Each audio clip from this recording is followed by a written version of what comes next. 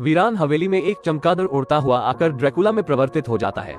वो धीरे धीरे एक बच्ची की तरफ बढ़ता है। ऐसा प्रतीत हो रहा था कि वो उसे मारने वाला है, लेकिन वो ड्रैकुला उस बच्ची का पिता होता है जो लोरी सुनाकर उसे चुप कराता है। वो अपनी बेटी मैविस की सुरक्षा के लिए काफी चिंतित रहता है, क्योंकि इंसानों की वजह से उसने अपनी पत्नी को खोया था। इसलिए मैविस को इंसानों से दूर रखने के लिए वो एक होटल तैयार करवा रहा है। फिर धीरे धीरे मैविस बड़ी हो जाती है। जब एक बार अपने पिता के साथ खेलते हुए वो घर का दरवाजा खुला देखती है तो बाहर जाने की जिद करती है, लेकिन उसका पिता उसे मना करते हुए एक डरावनी कहानी सुनाता है और बताता है कि बाहर की दुनिया में इंसान बहुत बुरे होते हैं, जिससे मैविस के मन में इंसानों के प्रति एक डर पैदा हो जाता है। ड्रैकुला मैविस को चमगादड़ बनना सिखा रहा था। तभी इंजीनियर मॉन्स्टर आकर उसे बताता है कि उनका होटल बनकर तैयार हो गया है। वो उसे ये भी आश्वासन देता है कि होटल में भूत ज़ॉम्बिस मॉन्स्टर के सिवाय और कोई प्रवेश नहीं कर सकता। अगर कोई इंसान भूतिया जंगल को पार कर भी लेता है तो वो होटल के चारों ओर फैले ज़ॉम्बिस से नहीं बच पाएगा। फिर ड्रैकुला मैविस को लेकर होटल में शिफ्ट हो जाता है, जहाँ बहुत सारे भूत ज़ॉम्बिस और मॉन्स्टर भी होटल की तरफ बढ़ रहे हैं। वीरान हवेली में एक चमगादड़ उड़ता हुआ आकर ड्रैकुला में परिवर्तित हो जाता है।